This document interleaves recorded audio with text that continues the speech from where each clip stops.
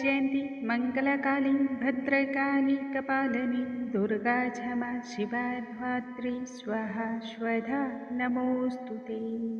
माँ भगवती की कृपा आप पर तथा आपके समस्त परिवार पर सदा ही बनी रहे एवं सभी दुखों का अंत हो, यह कामना करते हुए आज का पाठ हम आरंभ करते हैं। नवरात्र के दूसरे दिन दूसरा और तीसरे अध्याय का पाठ श्रवण किया जाता है, इसलिए आज के वीडियो में हम दूसरे और तीसरे अध्याय के पाठ का ही श्रवण करेंगे।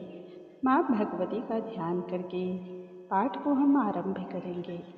इस पाठ के श्रवण करने से जीवन में सुख, संपदा, समृद्धि, शांति आती है, शत्रु बाधा से मुक्ति मिलती है, संपूर्ण मनोकामना पूर्ण होती है, मानसिक तथा शारीरिक पीड़ा दूर होती है, विपत्तियों का नाश होता है, मोक्ष की प्राप्ति करने वाली चाहतों को मोक्ष भी प्राप्त होता है, सफलता आती है, स्वास्थ्य और पराक्रम में वृद्धि होती है, संपूर्ण चिंताओं को दूर करने वाला यह पाठ अत्यंत ही शुभ और अमोघ फल को प्रदान करने वाला है। आइए माँ भगवती का ध्यान करते हुए आज के इस पाठ को हम आरंभ करते हैं। बोलो भगवती माता महारानी की जय, दुर्गा माता रानी की जय। ओम नमः चंडिकाय। आज इस वीडियो में हम सुनेंगे देवताओं के तेज से देवी का प्रादुर्भाव और महिषासुर की सेना का वध विनियोग। ओम मध्यम चरित्र के विष्णु ऋषि महालक्ष्मी देवता उष्णिक छंद शाकंभरी शक्ति दुर्गा बीज वायु तत्व और यजुर्वेद स्वरूप है। श्री महालक्ष्मी के प्रसन्नता के लिए मध्यम चरित्र के पाठ में इसका विनियोग है। ध्यान मैं कमल के आसन पर बैठी हुई प्रसन्न मुख वाली महिषासुर मर्दनी भगवती महालक्ष्मी का भजन करती हूँ, जो अपने हाथों में अक्षमाला, वर्षा, गदा, बाण, वज्र, पद्म, धनुष, कुंडिका, दंड, शक्ति, खड्ग, ढाल, शंख, घंटा, मधुपात्र, शूल, पास और चक्र धारण करती हैं। ऋषि कहते हैं पूर्व काल में देवताओं और असुरों में पूरे 100 वर्षों तक घोर संग्राम हुआ था। उसमें असुरों का स्वामी महिषासुर था और देवताओं के नायक इंद्र थे। उस युद्ध में देवताओं की सेना महाबली असुरों से परास्त हो गई। संपूर्ण देवताओं को जीतकर महिषासुर इंद्र बन बैठा। तब पराजित देवता प्रजापति ब्रह्मा जी को आगे करके उस स्थान पर गए जहां भगवान शंकर और विष्णु विराजमान थे। देवताओं ने महिषासुर के पराक्रम तथा अपनी पराजय का यथावत वृत्तांत उन दोनों देवेश्वरों से विस्तार पूर्वक कह सुनाया। वे बोले, भगवान, महिषासुर सूर्य, इंद्र, अग्नि, वायु, चंद्रमा, यम, वरुण तथा अन्य देवताओं के भी अधिकार छीनकर स्वयं ही सबका अधिष्ठाता बन बैठा है। उस दुरात्मा महिष ने समस्त देवताओं को स्वर्ग से निकाल दिया है।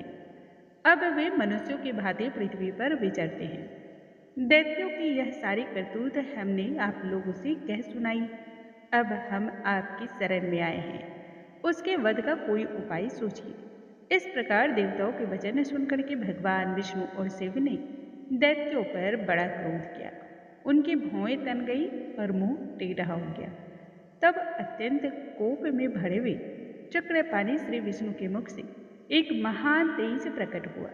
इसी प्रकार ब्रह्मा, शंकर तथा इंद्र आदि अन्यान्य देवताओं के शरीर से भी एक भारी तेज निकला।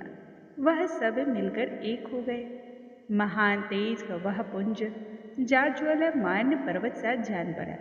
देवताओं ने देखा, वहां उसकी ज्वालाएं संपूर्ण दिशाओं में व्याप्त हो रही थी।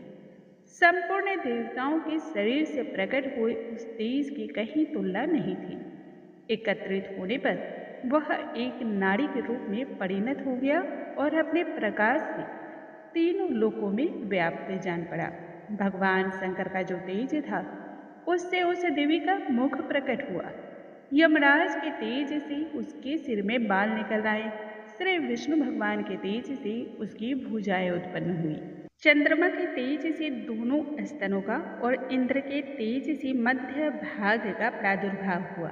वरुण के तेज से जंघा और पिंडली तथा पृथ्वी के तेज से नितंब भाग प्रकट हुआ।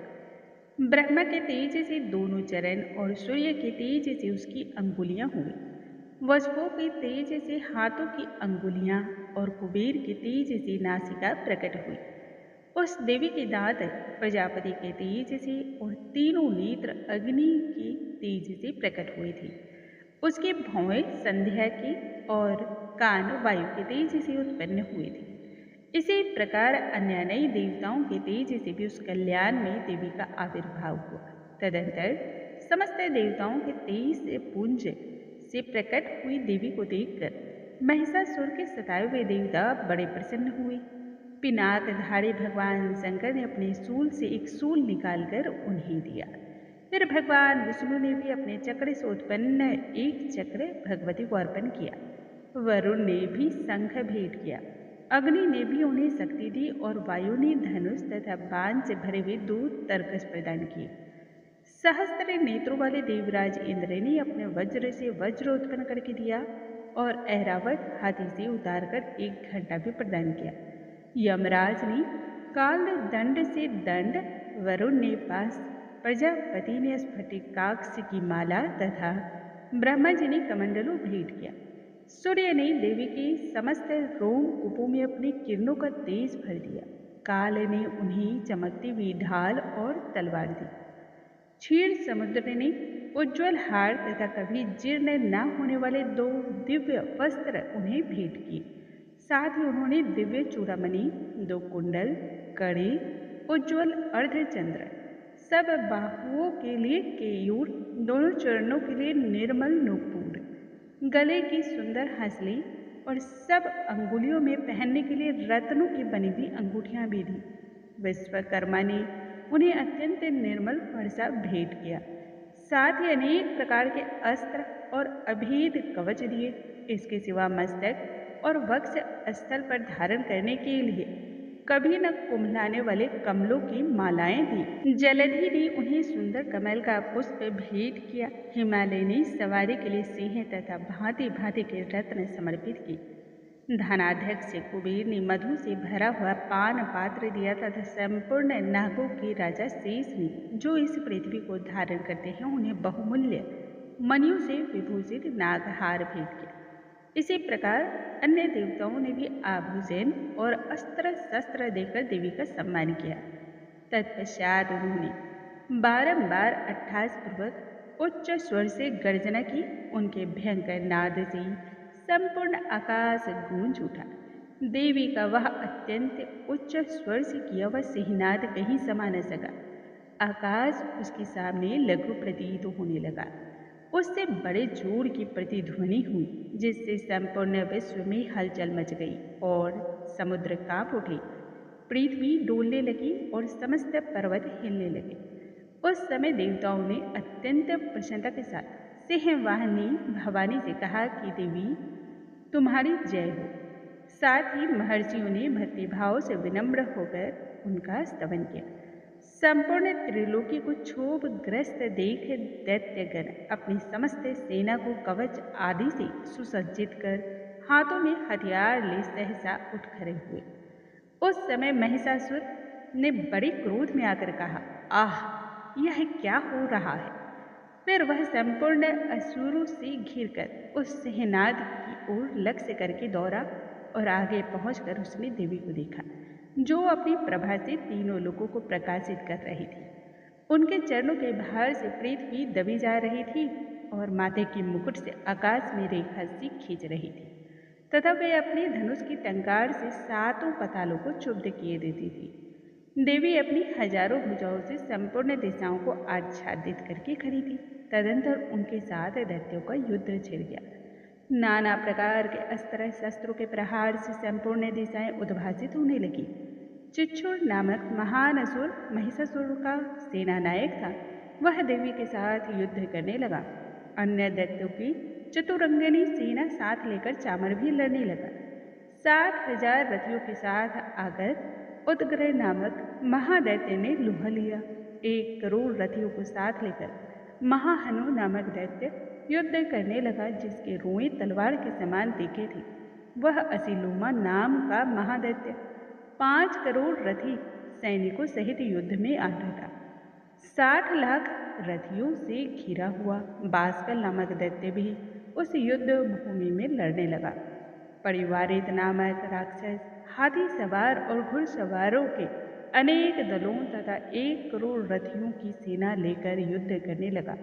विडाल नामक दैत्य 5 अरब रथियों से घिरकर लोहा लेने लगा। इनके अतिरिक्त और भी हजारों महादैत्य रथ, हाथी और घोड़ों की सेना साथ लेकर वहां देवी के साथ युद्ध करने लगे। स्वयं महिषासुर उस रणभूमि में कोटि कोटि सहस्त्र रथ, हाथी और घोड़ों की सेना से घिरा हुआ खड़ा था। वे दैत्य देवी के साथ तोमर, भिंदीपाल, शक्ति, मूसल, खड्ग, परशु और पट्टिस आदि अस्त्र शस्त्रों का प्रहार करते हुए युद्ध कर रहे थे। कुछ दैत्यों ने उन पर शक्ति का प्रहार किया, कुछ लोगों ने बाँस फेंके तथा कुछ दूसरे दैत्यों ने खड्ग प्रहार करके देवी को मार डालने का उद्योग किया। देवी ने भी क्रोध में भरकर खेल ही खेल में अपने अस्त्र शस्त्रों की वर्षा करके दैत्यों की वे समस्त अस्त्र शस्त्र काट डाले। उनके मुख पर परिश्रम या थकावट का रंज मात्र भी चिन्ह नहीं था। देवता और ऋषि उनकी स्तुति करते थे और वे भगवती परमेश्वरी दैत्यों के शरीरों पर अस्त्र शस्त्रों की वर्षा करती रही। देवी का वाहन सिंह भी क्रोध में भरकर गर्दन के बालों को हिलाता हुआ असुरों की सेना में इस प्रकार विचरने लगा मानो वनों में दावानल फैल रहा हो। रणभूमि में दैत्यों के साथ युद्ध करती हुई अंबिका ने जितने श्वास छोड़े वे सभी तत्काल सैकड़ों हजारों गणों के रूप में प्रकट हो गए और परशु, भिंदीपाल, खड्ग तथा पट्टिस आदि अस्त्रों द्वारा असुरों का सामना करने लगे। देवी की शक्ति से बढ़े हुए वे गण असुर का नाश करते हुए नगारा और शंख आदि बाजे बजाने लगे। उस संग्राम महोत्सव में कितने ही गण मृदंग बजा रहे थे। तदंतर देवी ने त्रिशूल से, गदा से, शक्ति की वर्षा से और खड्ग आदि से सैकड़ों महादैत्यों को संहार कर डाला। कितनों को घंटे के भयंकर नाद से मूर्छित करके मार गिराया। बहुत तेरे दैत्यों को पास से बांधकर धरती पर घसीटा। कितने ही दैत्य उनकी तीखी तलवार की मार से 2-2 टुकड़े हो गए। कितने ही गदा की चोट से घायल हो धरती पर सो गए। कितने ही मूसल की मार से अत्यंत आहत होकर रक्त वमन करने लगे। कुछ दैत्य शूल से छाती फट जाने के कारण पृथ्वी पर ढेर हो गए। उस रणांगण में बाण समूहों की वृष्टि से कितने ही असुरों की कमर टूट गई। बाज की तरह झपटने वाले देव पीड़क दैत्यगण अपने प्राणों से हाथ धोने लगे। किन्हीं की बाहें छिन्न भिन्न हो गई, कितनों की गर्दनें कट गई। कितने ही दैत्य मस्तक कट कट कर गिरने लगे। कुछ लोगों की शरीर मध्य भाग में ही विदीर्ण हो गए। कितने ही महादैत्य जांघें कट जाने से पृथ्वी पर गिर पड़े। कितनों को ही देवी ने एक बाह, एक पैर और एक नेत्र वाले करके 2 टुकड़ों में चीर डाला। कितने ही दैत्य मस्तक कट जाने पर भी गिरकर फिर उठ जाते और केवल धड़ के ही रूप में अच्छे अच्छे हथियार हाथ में लेकर देवी के साथ युद्ध करने लगते थे। दूसरे कबंध युद्ध के बीजों की लय पर नाचते थे। कितने ही बिना सिर के धड़ हाथों में खड्ग, शक्ति और रिष्ट लिए दौड़ते थे तथा दूसरे महादैत्य ठहरो ठहरो यह कहते हुए देवी को युद्ध के लिए ललकारते थे। जहाँ वह घोर संग्राम हुआ था वहाँ की धरती देवी के गिराए हुए रथ, हाथी, घोड़े और असुरों की लाशों से ऐसी पट गई थी कि वहाँ चलना फिरना असंभव हो गया था। दैत्यों की सेना में हाथी, घोड़े और असुरों के शरीरों से इतनी अधिक मात्रा में रक्तपात हुआ था कि थोड़ी ही देर में वहां खून की बड़ी बड़ी नदियां बहने लगी। जगदम्बा ने असुरों की विशाल सेना को क्षण भर में ही नष्ट कर दिया। ठीक उसी तरह जैसे तृण और काठ के भारी ढेर को आग कुछ ही क्षणों में भस्म कर देती है। और वह सिंह भी गर्दन के बालों को हिला हिलाकर जोर जोर से गर्जना करता हुआ दैत्यों के शरीर से मानो उनके प्राण चुने लेता था। वहां देवी के गणों ने भी उन महादैत्यों के साथ ऐसा युद्ध किया जिससे आकाश में खड़े हुए देवतागण उन पर बहुत संतुष्ट हुए और फूलों की वर्षा करने लगे। इस प्रकार से अभी हमने सुना श्री मार्कंडेय पुराण में सावर्णिक मनवंतर की कथा के अंतर्गत श्री देवी महात्म्य में महिषासुर की सेना का वध का दूसरा अध्याय। अब हम सुनेंगे तीसरा अध्याय। बोलो भगवती महामाया की जय। इस अध्याय में हम श्रवण करेंगे सेनापतियों सहित महिषासुर के वध का। ध्यान। श्री जगदम्बा के श्री अंगों की कांति उदय काल के सहस्त्रों सूर्य के समान है। वे लाल रंग की रेशमी साड़ी पहने हुए हैं। उनके गले में मुंडमाला शोभा पा रही है। दोनों स्तनों पर रक्त चंदन का लेप लगा है। वे अपने कर कमलों में जप मालिका, विद्या और अभय तथा वर नामक मुद्राएं धारण किए हुए हैं। 3 नेत्रों से सुशोभित मुखार बिंद बड़ी शोभा हो रही है। उनके मस्तक पर चंद्रमा के साथ ही रत्नमय मुकुट बंधा है तथा वे कमल के आसन पर विराजमान है। ऐसी देवी को मैं भक्तिपूर्वक प्रणाम करती हूँ। ऋषि कहते हैं कि दैत्यों की सेना को इस प्रकार तहस नहस होते देख महादैत्य सेनापति चिचुर क्रोध में भरकर अंबिका देवी से युद्ध करने के लिए आगे बढ़ा। वह असुर रणभूमि में देवी के ऊपर इस प्रकार बाणों की वर्षा करने लगा जैसे बादल मेरुगिरी के शिखर पर पानी की धार बरसा रहा हो। तब देवी ने अपने बाणों से उसके बाण समूह को अनायास ही काटकर उसके घोड़ों और सारथी को भी मार डाला। साथ ही उसके धनुष तथा अत्यंत ऊंची ध्वजा को भी तत्काल काट गिराया। धनुष कटे जाने पर उसके अंगों को अपने बाणों से बींध डाला। धनुष, रथ, घोड़े और सारथी के नष्ट हो जाने पर वह असुर ढाल और तलवार लेकर देवी की ओर दौड़ा। उसने तीखी धार वाली तलवार से सिंह के मस्तक पर चोट करके देवी की भी बाईं भुजा में बड़े वेग से प्रहार किया। राजन, देवी की बाह पर पहुंचते ही वह तलवार टूट गई। फिर तो क्रोध से लाल आंखें करके उस राक्षस ने शूल हाथ में लिया और उसे उस महादैत्य ने भगवती भद्रकाली के ऊपर चलाया। वह शूल आकाश से गिरते हुए सूर्य मंडल की भांति अपने तेज से प्रज्वलित हो उठा। उस शूल को अपनी ओर आते देख देवी ने भी शूल का प्रहार किया। उससे राक्षस के शूल के सैकड़ों टुकड़े हो गए। साथ ही महादैत्य चिच्चुर की भी धज्जियां उड़ गई। वह प्राणों से हाथ धो बैठा। महिषासुर के सेनापति उस महाप्रकर्मी चिच्चू के मारे जाने पर देवताओं को पीड़ा देने वाला चामर हाथी पर चढ़कर आया। उसने भी देवी के ऊपर शक्ति का प्रहार किया, किंतु जगदम्बा ने उसे अपने होंकार से ही आहत एवं निष्प्रभ करके तत्काल पृथ्वी पर गिरा दिया। शक्ति टूट कर गिरी हुई देख चामर को बड़ा क्रोध हुआ। अब उसने शूल चलाया, किंतु देवी ने उसे भी अपने बाणों द्वारा काट डाला। इतने में ही देवी का सिंह उछलकर हाथी के मस्तक पर चढ़ बैठा और उस दैत्य के साथ खूब जोर लगाकर बाहु युद्ध करने लगा। वे दोनों लड़ते लड़ते हाथी से पृथ्वी पर आ गए और अत्यंत क्रोध में भरकर एक दूसरे पर बड़े भयंकर प्रहार करते हुए लड़ने लगे।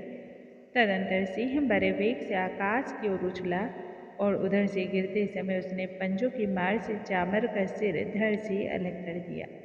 इसी प्रकार उदग्रह भी शिला और वृक्ष आदि की मार खाकर रणभूमि में देवी के हाथ से मारा गया तथा कराल भी दांतों, मुक्कों और थप्पड़ों की चोट से धाराशायी हो गया। क्रोध में भरे हुई देवी ने गदा की चोट से उद्धत का कचूमर निकाल डाला। भिंदी पाल से भास्कर को तथा बाणों से ताम्र और अंधक को मौत के घाट उतार दिया। 3 नेत्रों वाली परमेश्वरी ने त्रिशूल से उग्रास्य, उग्रवीर्य तथा महाहनु नामक दैत्यों को मार डाला। तलवार की चोट से विडाल के मस्तक को धड़ से काट गिराया। दुर्धर और दुर्मुख इन दोनों को भी अपने बाणों से यमलोक भेज दिया। इस प्रकार अपनी सेना का संहार होता देख महिषासुर ने भैंसे का रूप धारण करके देवी के गणों को त्रास देना आरंभ किया। किन्हीं को थुतन की मारकर, किन्हीं के ऊपर खूड़ों का प्रहार करके, किन्हीं किन्हीं को पूंछ से चोट पहुंचाकर, कुछ को सींगों से विदीर्ण करके, कुछ गणों को वेग से, किन्हीं को सिंहनाद से, कुछ को चक्कर देकर और कितनों को निःश्वास वायु के झोंके से धराशायी कर दिया। इस प्रकार गणों की सेना को गिराकर वह असुर महादेवी के सिंह को मारने के लिए झपटा। इससे जगदम्बा को बड़ा क्रोध हुआ। उधर महापराक्रमी महिषासुर भी क्रोध में भरकर धरती को खुरों से खोदने लगा तथा अपने सींगों से ऊंचे ऊंचे पर्वतों को उठाकर फेंकने लगा और गरजने लगा।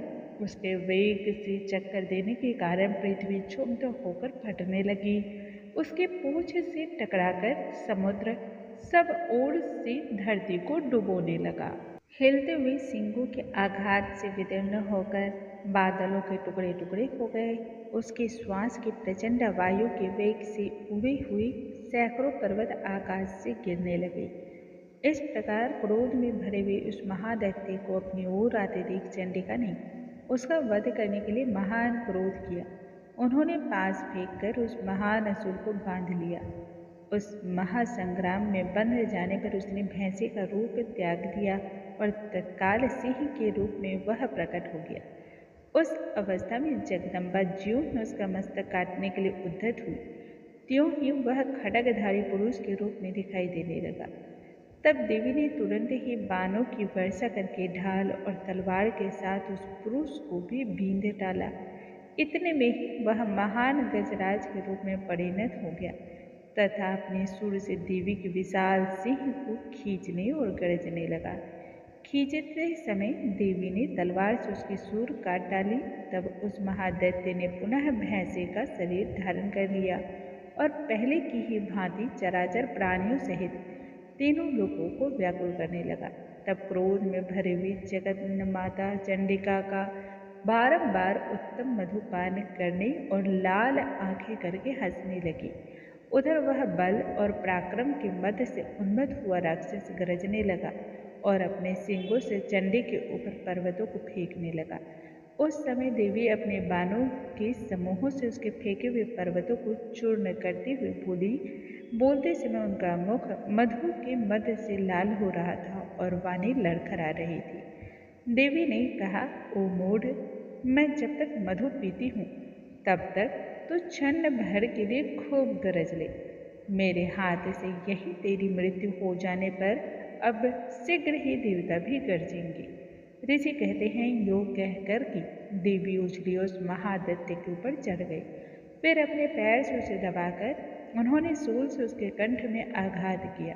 उनके पैर से दबा होने पर भी महिषासुर अपने मुख से अभी दूसरे रूप में बाहर होने लगा। अभी आधे शरीर से वह बाहर निकलने पाया था कि देवी ने अपने प्रभाव से उसे रोक दिया।